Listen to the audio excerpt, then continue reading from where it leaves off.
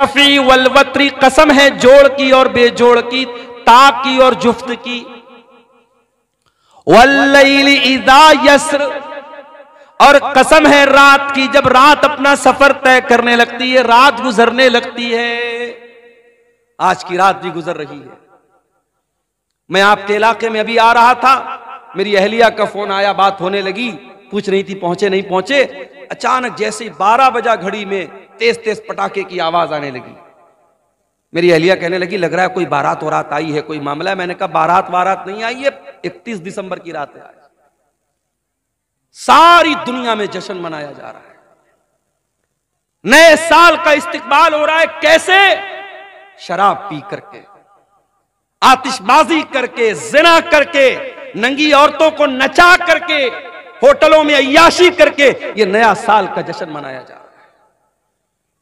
और ये नया साल का जश्न सिर्फ ईसाई नहीं मना रहा है, सिर्फ क्रिश्चियन नहीं मना रहा है, सिर्फ अंग्रेज नहीं मना रहा है, ये ला इलाहा इल्लल्लाह और मुहम्मदुर रसूलुल्लाह पढ़ने वाला भी मना रहा है।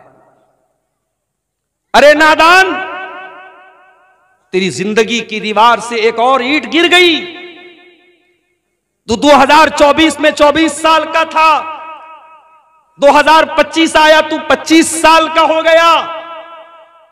तू अपनी मौत से एक कदम और करीब हो गया। तेरी जिंदगी की किताब से एक पेज और फाड़ लिया गया।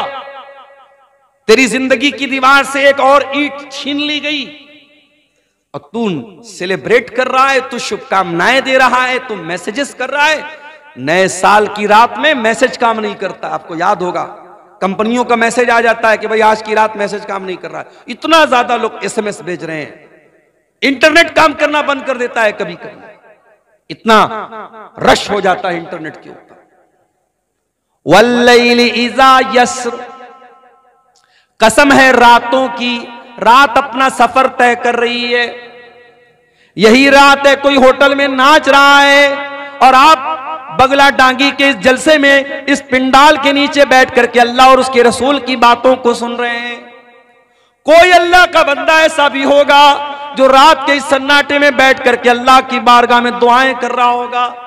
कोई अल्लाह का बंदा ऐसा भी होगा जो तहज्जुद की नमाज पढ़ रहा होगा। कोई अल्लाह का बंदा ऐसा भी होगा जो अपने गुनाहों पर शर्मिंदा होकर के अल्लाह से माफी मांग रहा होगा, अल्लाह से तौबा कर रहा होगा, अपने गुनाहों पर रो रहा होगा। वल्लैली इज़ा यस्र, कसम है रात की जब वो अपना सफर तय करती है। रात चलती रहती है, रात चल रही है और रात में लोग अपना अपना काम कर रहे हैं। हल फी ज़ालिका कसमुल लिज़ी हिज्र, ऐ मेरे बंदो, मैं फजर की कसम खा रहा हूं, मैं 10 रातों की कसम खा रहा हूं, मैं ताक और जुफ्त की कसम खा रहा हूं, मैं मुख्तलिफ चीजों की कसम खा रहा हूं। हल फी ज़ालिका कसमुल लिज़ी हिज्र, क्या किसी अक्लमंद को इस कसम के अंदर कोई अहमियत नजर आती है? क्या ये कसम अक्लमंदों को दावते फिक्र दे रही है? क्या अक्लमंद लोग गौर कर रहे हैं कि अल्लाह कसम क्यों खा रहा है? अलम तरा कैफ फ़अल रब्बुका बिआद, क्या तुमने नहीं देखा कि अल्लाह ताला ने कौम आद के साथ क्या किया? ये कौम आद कौन सी कौम थी? ये लंबे तड़ंगे लोग होते थे, ऊंची ऊंची हाइट होती थी इनकी, पहाड़ों को पर अपना घर बनाते थे और बड़ी ताकतवर कौम थी ये। मारे ताकत के कहा करते थे मन अशद्दु मिन्ना कुव्वा, हमसे ज्यादा ताकतवर कौन है, हमसे ज्यादा शक्तिशाली कौन है, हमसे ज्यादा सुपर पावर कौन है? अल्लाह कह रहा है तुमने देखा नहीं हमने कौम आद के साथ क्या किया? इरम ज़ातिल इमाद, ये बड़े बड़े लंबे पिलर वाले मकान बनाते थे। अल्लती लम युखलक मिस्लुहा फिल बिलाद, इतनी ताकतवर कौम पैदा नहीं की गई। अल्लती लम युखलक मिस्लुहा फिल बिलाद, ऐसी कौम दुनिया में कभी पैदा नहीं की। व समूद अल्लज़ीना जाबु सखरा बिलवाद, क्या तुमने नहीं देखा कि हमने कौम समूद के साथ क्या किया? जो कौम समूद पहाड़ों को काट काट करके मकान बनाया करती थी। वह फिरऔन ज़िल औताद, और क्या तुमने नहीं देखा कि फिरौन का क्या अंजाम हुआ, जो ना मानने वालों को जो फिरौन के आगे सजदा नहीं करते थे, जो फिरौन की बात नहीं मानते थे, उनके हाथों और पैरों में कीले ठुकवा करके उनकी जान ले लेता था, उनको मार डालता था। ये बड़ी बड़ी जालिम कौमें थी, कौम आद, कौम समूद और फिरौन। अल्लाह ने फरमाया अल्लज़ीन तगौ फिल बिलाद, ये वो लोग थे जिन्होंने अल्लाह की धरती पर बहुत फसाद किया, बहुत गुनाह के काम किए, बहुत पाप किए, बहुत अल्लाह की नाफरमानी की। फ़अक्तरू फ़ीहल फ़साद, इन्होंने बहुत ज्यादा जमीन के अंदर फसाद मचाया। फ़सब्बा अलैहिम रब्बुका सौत अज़ाब, अल्लाह ने इनके ऊपर अपने अजाब का कोड़ा बरसा दिया। आज अल्लाह के अजाब का कोड़ा हम पर बरस रहा है। हम रो रहे हैं, हमारी मस्जिदें हैं अल्लाह निशाने पर है जालिम, हमारी मस्जिदों पर ताले लगने की नौबत आ रही है, हमें डराया जा रहा है। कल अल्लाह पूछेगा कयामत के दिन, अरे तू मस्जिदों की क्या बात करता है मेरे बंदे? तेरे गांव की मस्जिद में मुअज्जिन 5 टाइम अजान देता रहा, तो 5 टाइम अपने अल्लाह के घर में, अपने मोहल्ले की, अपने गांव की मस्जिद में तू नमाज पढ़ने नहीं जाता था। तुझे क्या मस्जिद का दर्द था? अल्लाह पूछेगा तो हम क्या जवाब देंगे? दिल्ली की जामा मस्जिद में अभी एक फेसबुक पर एक रील आई, एक गैर मुस्लिम लड़का, एक मुसलमान, हालांकि लड़का लड़की दोनों गैर मुस्लिम थे, मगर उसमें उन्होंने एक्टिंग की, एक रील बनाई जिसमें यह दिखाया गया कि एक गैर मुस्लिम लड़के को मुसलमान लड़की से प्यार हो गया। आजकल यह भी चल रहा है ना, मुसलमान लड़कियों को फंसाने के लिए इस तरीके की मूवी बनाई जा रही है और रील्स बनाई जा रही है ताकि मुसलमान लड़कियां अट्रैक्ट हो जाएं इन सब चीजों की तरफ। जामा मस्जिद दिल्ली के अंदर वो वीडियो वायरल हुआ है इंटरनेट के ऊपर कि बाकायदा एक बेहुदा किस्म का वीडियो बनाया जा रहा है और वो भी मस्जिद के अंदर। दिल्ली की कुछ मस्जिदें तो ऐसी हैं जो खंडर बन गई हैं, किसी जमाने में मस्जिद थी, अब खंडर बन गई है और वो लवर पॉइंट बन गया है। लड़का लड़की वहां जाकर के मिलते जुलते हैं और प्यार मोहब्बत की और इश्क आशिकी की बातें करते हैं। अल्लाह पूछेगा कयामत के दिन कि क्या मस्जिदें इस मकसद के लिए थी, अय्याशी का अड्डा बनाने के लिए, पिकनिक स्पॉट बनाने के लिए? तूने अपने मोहल्ले और गांव की मस्जिदों की फिक्र नहीं की, और तेरे मुल्क में कितनी मस्जिदें ऐसी थी जिनको तू नमाज से आबाद कर सकता था, तूने नहीं किया। तू क्या रोना रोता है मस्जिदों का? फसब्बा अलैहिम रब्बुका सौत अज़ाब, अल्लाह कह रहा है कि तुम्हारे रब के अजाब का कोड़ा उन कौमों के ऊपर बरसा है जिन्होंने अल्लाह की नाफरमानी की।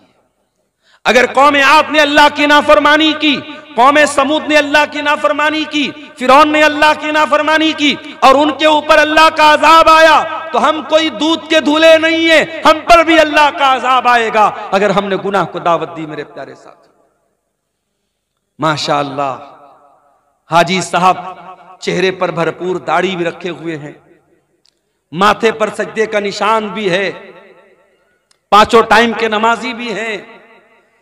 हाजी साहब से पूछो, हाजी साहब आपके वालिद का इंतकाल हुआ, वालिद प्रॉपर्टी में क्या छोड़ के गए? हाजी साहब ने कहा हमारे वालिद अपनी प्रॉपर्टी में जमीन छोड़ के गए, खेत छोड़ के गए, मकान छोड़ के गए, रुपया पैसा छोड़ के गए। हाजी साहब आपके कितने भाई बहन हैं? हम लोग 2 भाई हैं, 3 बहनें हैं। हाजी साहब आपने अपनी बहनों को अपने बाप की वरासत में, अपने बाप की प्रॉपर्टी में, अपने बाप के तरके में से हिस्सा दिया? हाजी साहब का मुंह बंद, नहीं, बहन को तो नहीं दिया। भाई के साथ बंटवारा कर लिया, बहन को नहीं दिया। बहन को क्या दिया? बहन को इज्जत दे रहे हैं, हर साल बहन को बुलाते हैं, बहन को दावत खिलाते हैं, बहन को थोड़ा बहुत उसका ख्याल रखते हैं। बाप की वरासत में हमने बहन को हक नहीं दिया। हाजी साहब आप कौन से मसलक को मानते हैं? अल्हम्दुलिल्लाह पक्का अहले हदीस हूं। हाजी साहब हाथ कहां बांधते? सीने पर बांधता हूं। आमीन आहिस्ता बोलते हैं कि जोर से? बिल्कुल जोर से बोलता हूं। हाजी साहब नमाज में खड़े होते तो पैर से पैर मिलाते कि नहीं मिलाते? बिल्कुल मिलाता हूं, मैं अहले हदीस हूं, पक्का अहले हदीस हूं। हाजी साहब नमाज में अहले हदीस है, हाजी साहब दाढ़ी के मामले में अहले हदीस हैं, हाजी साहब नमाज के मामले में अहले हदीस हैं, लेकिन बहन और बेटी का हक देने की बात आई तो हाजी साहब वही करते हैं जो समाज में होता चला है। मेरे प्यारे साथियों, अल्लाह ताला ने बाकायदा एक सिस्टम बनाया है कि किसी के मरने के बाद उसकी प्रॉपर्टी में, उसकी जमीन में, उसकी जायदाद में कौन कौन वारिस होगा, और शरीयत ने बाकायदा उसका कानून बनाया है जिसको इस्लाम का निज़ाम मीरास कहते हैं, इस्लाम का कानून वरासत कहते हैं। अगर आपको इसको जानना है तो कुरान की सूरह निसा की जाकर के तिलावत कर लीजिए। सूरह निसा की सिर्फ 3 आयतों में अल्लाह ताला ने पूरा इस्लाम का सिस्टम ऑफ इनहेरिटेंस, वरासत का जो कानून है अल्लाह ने बयान किया। और अल्लाह ताला ने जब वरासत का कानून बयान किया तो क्या फरमाया, तिल्का हुदूदुल्लाह व मन युतिल्लाह व रसूलहु युदखिलहु जन्नातिन तजरी मिन तहतिहल अनहारु खालिदीन फीहा व ज़ालिकल फौजुल अज़ीम। ऐ मेरे बंदो, ये वरासत का कानून जो मैंने बयान कर दिया, ये मेरा बनाया हुआ कानून है, ये मेरा बनाया हुआ सिस्टम है, और जो इसको मानेगा वो जन्नत में जाएगा। वमन यासिल्लाह व रसूलहु व यतअद्दा हुदूदहु युदखिलहु नारन खालिदन फीहा व लहू अज़ाबुम मुहीन। और जो अल्लाह के कानून को नहीं मानेगा, जो मनमानी करेगा, जो अल्लाह की नाफरमानी करेगा, रसूल की नाफरमानी करेगा, उसको जहन्नम का दर्दनाक अज़ाब मिलेगा। हाजी साहब, आपका हज बर्बाद हो जाएगा, आपका उम्रा बर्बाद हो जाएगा, आपकी नमाजें आपके मुंह पर मार दी जाएंगी, आपकी इबादतें बर्बाद हो जाएंगी। अल्लाह पूछेगा तेरे बाप की प्रॉपर्टी में तेरी बहन का हक था कि नहीं था, मैंने कुरान में बताया था कि नहीं बताया था, मेरे नबी ने हदीसों में बताया था कि नहीं बताया था। हाजी साहब, आप अल्लाह को क्या जवाब देंगे? बताओ मेरे प्यारे साथियों, क्या यह समाज की कड़वी हकीकत नहीं है कि आज हम वरासत के मामले में इस्लाम को फॉलो नहीं करते? वरासत के मामले में हम समाज को फॉलो करते हैं। बहन की शादी है, हम जहेज देते हैं जबकि जहेज का सबूत नहीं है। बेटी की शादी हम जहेज देते हैं जबकि जहेज का सबूत नहीं है। और जब वरासत की बात आती है तो हम कहते हैं अरे हमने तो लड़की की शादी में इतना जहेज दिया था। जहेज जो कि गलत चीज है, उसको बुनियाद बना करके इस्लाम का जो वरासत का कानून है उसकी हम मुखालफत करते हैं। मेरे प्यारे साथियों, ये दौरे जाहिलियत का तरीका था। जब वहां बाप मरता था तो जो छोटा बच्चा होता था, जो यतीम बच्चा होता था, जो छोटे भाई होते थे, उनको जमीन जायदाद में कोई हक नहीं मिलता था। जो बड़े लोग होते थे, जो पावरफुल होते थे, वो जमीन जायदाद पर कब्जा कर लेते थे। इस्लाम का कानून तो इतना सख्त है, अगर मरने वाले का कोई बच्चा उसकी बीवी के पेट में पल रहा है, मरने वाले का जब इंतकाल हुआ, एक लड़का 60 साल का था, उसका एक लड़का 40 साल का था, उसका एक लड़का 30 साल का था, उसका एक लड़का भी उसकी बीवी के पेट में है। मैं मिसाल दे रहा हूं एक। शरीयत क्या कहती है? बाप मर गया, उसका अगर कोई बेटा 60 साल का भी है, कोई 40 साल का भी है, कोई 30 साल का भी है, कोई उसकी बीवी के पेट में अभी पल रहा है, जब वो बच्चा पैदा होगा तो जितना हिस्सा 60 साल वाले को मिलेगा, जितना हिस्सा 30 साल वाले को मिलेगा, जितना हिस्सा 20 साल वाले को मिलेगा, उतना ही हिस्सा, उतना ही हक उस बीवी के पेट से पैदा होने वाले बच्चे को भी मिलेगा। यह है अल्लाह का बनाया हुआ, यह अल्लाह का बनाया हुआ निजाम है। ताकत के बल पे और अपने जिस्मानी ताकत के बल पर कोई अपने बाप की वरासत नहीं पाता है, बल्कि रिश्ते की बुनियाद पर जो मरने वाले से जितना करीब है और जिसका जैसा रिश्ता है उस हिसाब से उसका हिस्सा बनता है। और आगे बढ़िए, इसी समाज में हम देखते हैं लड़की पैदा हुई, बाप की पेशानी पर बल पड़ गए, ये लड़की कहां से आ गई? हालात ये हैं, गवर्नमेंट की स्कीमें आती हैं। अभी प्राइम मिनिस्टर साहब की एक स्कीम चल रही है, सुकन्या समृद्धि योजना। लड़कियों के नाम पर पैसा इकट्ठा करो, जब वो 20 साल की हो जाएं, शादी के काबिल हो जाएं, तो आपके पास अच्छा खासा पैसा हो जाए। यानी कहीं ना कहीं समाज में ये सोच मौजूद है कि लड़की आई है तो एक बोझ बन के आई। बेटी पैदा हुई तो मां बाप के माथे पर बल पड़ गए, ये मुसीबत कहां से आ गई। कल जब ये लड़की जवान होगी, हमें इसकी शादी करना पड़ेगा, इसके जहेज का इंतजाम करना पड़ेगा। इस जहेज की रस्म ने कितनी बच्चियों की, मेरे प्यारे साथियों, जान ले ली। गरीब बाप अपनी बेटी के जहेज का इंतजाम नहीं कर पा रहा है, बाप चिंता में जिंदगी गुजार रहा है, बेटी चिंता कर रही है कि मेरा बाप कब मेरी शादी करेगा। बेटे तो कभी कभी खुल के बोल देते हैं बाप से, मेरी शादी कराइए। बेटा कुछ करे या ना करे, कमाए या ना कमाए, शादी के काबिल हो गया तो बाप को जाके सुना देगा, मेरी शादी क्यों नहीं करा रहे। बेटी तो नहीं सुनाती ना, बेटी तो शर्माती है। बेटी 25 साल की हो गई, 30 साल की हो गई, 35 साल की हो गई, अब तो रिश्ते नाते आने भी बंद हो गए। मेरे प्यारे साथियों, इस जहेज की रस्म की वजह से कितनी लड़कियों की जवानी बर्बाद हो गई, उनको रिश्ते नहीं मिल रहे हैं। और एक बात बोलूं आपसे, अगर आप जहेज को रोकना चाहते हैं तो आप सिर्फ लड़की वालों को, ये लड़के वालों से के कहने से ये काम नहीं चलेगा कि आप जहेज मत लीजिए। लड़की वालों की भी जिम्मेदारी है कि वो दीनदारी देख करके शादी करें। अगर लड़के वाले लालच कर रहे हैं कि हम ऐसी लड़की क्या शादी करें जहां से जहेज ज्यादा मिलेगा, तो माफ करना, लड़की वाले भी लालची होते हैं और वो तलाश करते हैं ऐसा रिश्ता जहां दामाद बहुत पैसे वाला या सरकारी नौकरी वाला या बहुत बड़ा बिजनेसमैन मिल जाए। अगर कोई मिडिल क्लास का लड़का है, कोई मामूली कमाने वाला लड़का है, उस लड़के के साथ कोई जल्दी अपना रिश्ता करना नहीं चाहता है। ताली दोनों हाथ से बजती है मेरे प्यारे साथियों। जहेज की इस गंदी रस्म के लिए सिर्फ लड़के वाले दोषी नहीं हैं, लड़की वाले भी दोषी हैं। अगर लड़के वाले मोटी रकम, जहेज के नाम पर मोटी रकम तलाश कर रहे हैं, तो लड़की वाले भी उसी हिसाब से दामाद तलाश कर रहे हैं। अल्लाह के प्यारे नबी ने क्या फरमाया, इज़ा खतब इलैकुम मिम्मन तरज़ौन दीनहु व खुल्क़हु, जब तुम्हारी लड़कियों के लिए ऐसा रिश्ता आ जाए, लड़का दीनदार है, लड़का बाखलाक है, फज़व्विजूहु, तो तुम अपनी लड़की की शादी उससे कर दो। देखो अल्लाह के नबी ने 4 बेटियों की शादी की। मालूम है आपको, नबी की 4 बेटियां थी। सबसे बड़ी बेटी का नाम क्या था, कोई बता सकता है? इधर से कोई बताए नबी की बड़ी बेटी का नाम। बोलो भाई, सो गए क्या? मालूम है नबी की बड़ी बेटी का नाम?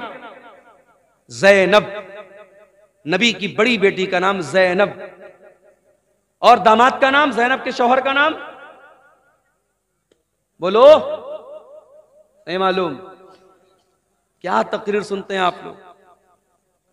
तकरीर सुन सुन के बूढ़े हो गए और आज तक नबी की बेटियों का नाम नहीं मालूम, नबी के दामादों का नाम नहीं मालूम। नबी की बड़ी बेटी का नाम ज़ैनब और ज़ैनब के शौहर का नाम था अबुल आस बिन रबी रजी अल्लाह ताला।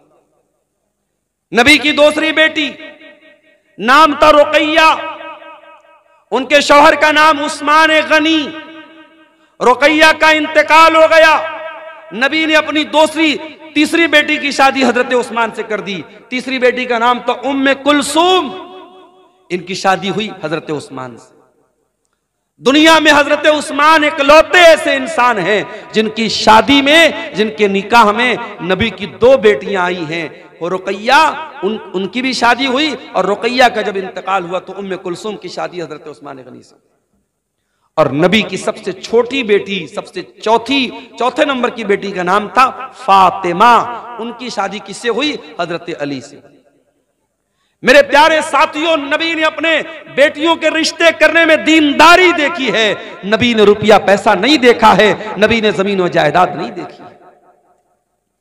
आपने सबसे लाडली बेटी, सबसे छोटी बेटी हजरत फातिमा का जब निकाह तय किया हजरत अली के साथ, हजरत अली के पास कुछ भी नहीं था। आपने अली से पूछा, क्या अली तुम्हारे पास क्या है? कहा अल्लाह के नबी मेरे पास एक घोड़ा है, एक ज़रा है। आपने कहा कि घोड़ा अपने पास रखो, ज़रा बेच दो। ज़रा बोलते थे लोहे की एक ड्रेस होती थी जो जंग के मैदान में लोग पहनते थे। अल्लाह के नबी के हुक्म से हजरत अली ने वो अपनी ज़रा बेच दी, जिसको उस्मान गनी ने 380 दिरहम में खरीदा। और उसी पैसे से अल्लाह के नबी ने हजरत अली से कहा कि मेहर का इंतजाम करो, क्योंकि हजरत अली अल्लाह के नबी के दामाद भी थे और हजरत अली किसके बेटे थे? अबू तालिब के बेटे थे। और अबू तालिब कौन थे? नबी के चचा थे। तो नबी ने अपने चचा के इंतकाल के बाद हजरत अली को अपनी परवरिश में ले लिया था। तो हजरत अली के गार्जियन भी अल्लाह के नबी थे, तो इसलिए आप हजरत अली के बाप की हैसियत से भी ये शादी करा रहे थे। आपने हजरत अली से कहा तो मेहर का इंतजाम करो।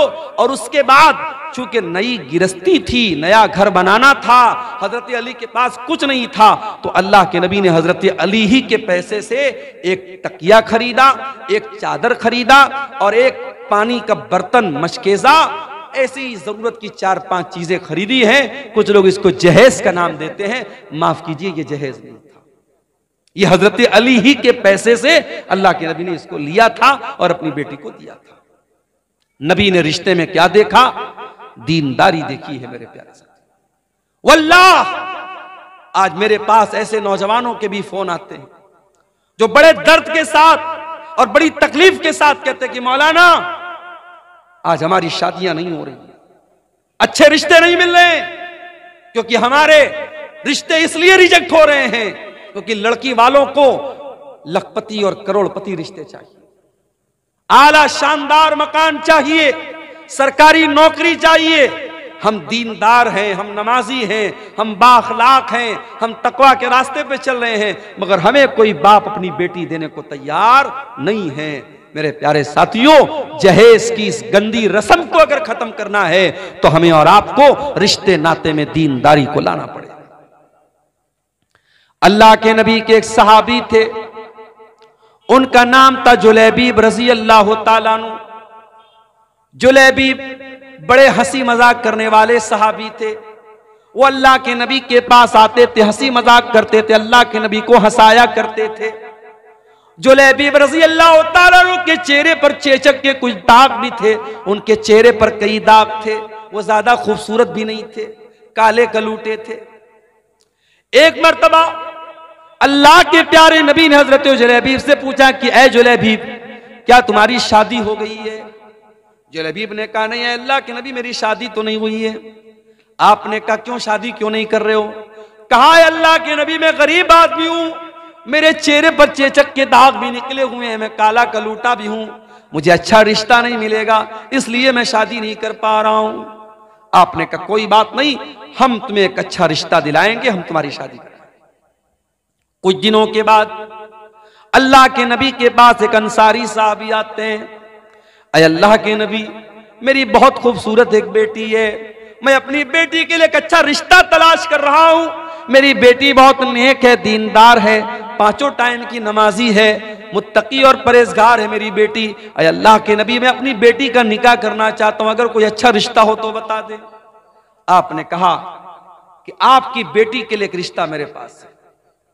सहाबी बहुत खुश हो गए, कहा अल्लाह के नबी जल्दी बताइए किसका रिश्ता है? आपने कहा हम तुम्हारी बेटी की शादी जुलैबीब से करना चाहते हैं। सहाबी जानते थे जुलैबीब को, सहाबी के माथे पर बल पड़ गया, लेकिन चूंकि अल्लाह के नबी की बात थी इसलिए कुछ कह भी नहीं सकते थे। कहा अल्लाह के नबी, मैं एक मर्तबा अपने घर में मशवरा कर लेता हूं, उसके बाद आपको कोई जवाब देता हूं। अंसारी साहबी अपने घर आए, बड़े गौर से सुनना मेरे प्यारे साथियों, नबी के दौर में, सहाबा के दौर में शादियां कैसे होती थी और रिश्ते कैसे होते थे, जरा गौर करना। अंसारी साहबी अपने घर आए और अपनी बीवी से कहने लगे कि ऐ मेरी मोहतरमा, है मेरी बीवी, अल्लाह के प्यारे नबी ने हमें एक रिश्ता दिया है, हमारी बच्ची के लिए, हमारी बेटी के लिए एक रिश्ता पेश किया है। उसकी बीवी भी बहुत खुश हो गई। कहा किसका रिश्ता पेश किया? अल्लाह के नबी ने। कहा है मेरी बीवी, अल्लाह के प्यारे नबी ने हमारी बेटी के लिए जुलैबीब का रिश्ता पेश किया है। वो औरत भी जानती थी जुलैबीब बड़े काले कलूटे साहब भी हैं, उनके चेहरे पर दाग हैं और वो गरीब भी हैं। कहा कि नहीं नहीं, हमने बड़े अच्छे अच्छे रिश्तों को ठुकरा दिया है, हम अपनी बेटी की शादी जुलैबीब से नहीं कराएंगे। फैसला कर लिया मां ने और बाप ने कि नहीं, हम ये रिश्ता कबूल नहीं करेंगे, हम लोग अल्लाह के नबी को जवाब दे देंगे कि अल्लाह के नबी हमें ये रिश्ता मंजूर नहीं है। बाप जब जाने लगा घर से, अंदर से लड़की आई, ऐ मेरी अम्मी जान, ऐ मेरे अब्बू जान, एक मिनट मेरी बात सुन लीजिए। आप लोग ये रिश्ता पसंद नहीं कर रहे हैं, लेकिन आप ये भूल रहे हैं ये रिश्ता नबी ने पेश किया है, ये रिश्ता हमारे पास लाने वाले अल्लाह के नबी हैं। हो सकता है ये नबी का रिश्ता है, नबी ने पेश किया है, हो सकता है कि इसी रिश्ते में अल्लाह ताला ने मेरे लिए बरकत रखी हो। ऐ मेरे अब्बू जान, आप मेरी शादी उसी से करा दीजिए जिसके साथ अल्लाह के नबी ने रिश्ता पेश किया है, मैं तैयार हूं। अल्लाह अकबर। उस दौर की औरतें भी कैसी होती थी। आज तो कितने नौजवानों का रिश्ता जब फोटो जाता है लड़की के पास और लड़की देखती है दाढ़ी वाला है, नहीं नहीं ये नहीं चलेगा, मैं इस मुल्ला से शादी नहीं करूंगी, मैं इस दाढ़ी बाबा से शादी नहीं करूंगी। कितनी लड़कियां हैं जो जिद करके अपने शौहर की दाढ़ी को छोटा करवा देती, कितनी औरतें हैं जिनके नखरों की वजह से शौहर हराम काम कर लेता है। मेरे प्यारी माँ और बहनों, नबी के दौर की औरतें कैसी थीं। सहाबी की बेटी कह रही है कि अय अब्बा जान, अगर नबी ने यह रिश्ता पेश किया है मैं शादी करने को तैयार। सहाबी अल्लाह के नबी के पास आते हैं और पूरी बात बता देते हैं, अय अल्लाह के नबी, मुझे और मेरी बीवी को तो ये रिश्ता पसंद नहीं आया था और हम तो ना करने वाले थे, मगर मेरी बेटी ने कहा कि अगर ये रिश्ता अल्लाह के नबी ने पेश किया है तो मुझे ये रिश्ता मंजूर है और मेरी बेटी शादी करने को तैयार है। अय अल्लाह के नबी, मैं तैयार हूं आप शादी के लिए, आप शादी की तैयारी कीजिए। जब नबी ने सुना कि लड़की इतनी दीनदार है और इतनी अल्लाह और उसके रसूल की बात मानने वाली है, आपने दुआ की, अल्लाहुम्मा बारिक लहा फी ऐशिहा वला तजअल ऐशहा कद्दन कद्दा। ऐ अल्लाह, इस लड़की की जिंदगी में तू बरकतें अता फरमा दे, इस लड़की की जिंदगी में कभी परेशानी ना आए। कुछ दिनों के बाद शादी हुई और वो लड़की अपने शौहर के साथ, हजरत जुलैबीब के साथ हंसी खुशी जिंदगी गुजार गई। कुछ दिनों के बाद अल्लाह के नबी सहाबा के साथ एक जंग में जाते हैं, उस जंग में जुलैबीब भी जाते हैं और जंग के बाद जब शहीदों की लाशों को रखा जाता है, हजरत जुलैबीब रज़ी अल्लाह तआला अन्हु मैदान जंग में उनकी लाश नहीं मिलती है। अल्लाह के नबी अपने सहाबा से कहते हैं, जरा तलाश करो, कहीं ना कहीं जुलैबीब की लाश भी मिलेगी। जुलैबीब की जब लाश मिलती है मेरे प्यारे साथियों, तीरों और तलवारों के जख्म से भरी हुई लाश, 7-8 दुश्मनों के बीच में अकेली लाश, जो ये बता रही थी कि जुलैबीब दुश्मनों के नरगे में थे, दुश्मनों के घेरे में थे और कई लोगों से लड़ते हुए वो अल्लाह को प्यारे हुए थे। अल्लाह के नबी ने देखा जुलैबीब को, आपने कहा ये मेरा नौजवान सहाबी है, इसने अल्लाह की राह में लड़ते लड़ते जान दे दी है। आपने जुलैबीब की लाश को उठाया और अपने कंधे पर आपने उठा करके उसकी लाश को कब्र में आपने उतारा। दुनिया के जनाजे के लिए चारपाई आती है, दुनिया के जनाजे को लोग अपने कंधों पे लेके जाते हैं और जुलैबीब की लाश को अल्लाह के नबी अपने कंधे पे लेके जा रहे हैं और आपने अपने हाथों से कब्र में उतारा और आपने दुआ की, ऐ अल्लाह, मैं इस बंदे से राजी था और तू भी इससे राजी हो जा। सहाबा कहते हैं कि जुलैबीब की कब्र को देख करके और उनकी लाश के साथ नबी का मामला देख करके हमारे दिल में यह तमन्ना पैदा हुई कि काश ये हमारी कब्र होती और नबी ने हमारे लिए दुआ की। और उसके बाद जब जुलैबीब का इंतकाल हो गया तो हमें तारीख और सीरत की किताबें ये बताती हैं कि जुलैबीब की वो जो बेवा औरत थी, जो उनकी बेवा खातून थी, वो अल्लाह की राह में सदका और खैरात बहुत ज्यादा करती थी, जबकि आम तौर से बेवा औरतों के पास माल की किल्लत होती है, माल की कमी होती है, मगर अल्लाह ताला गैब से रोजी देता था उस औरत को, इस औरत ने अपने शौक और अरमान को कुर्बान किया था नबी की और अल्लाह की इताअत करते हुए, जिसने कहा था कि मैं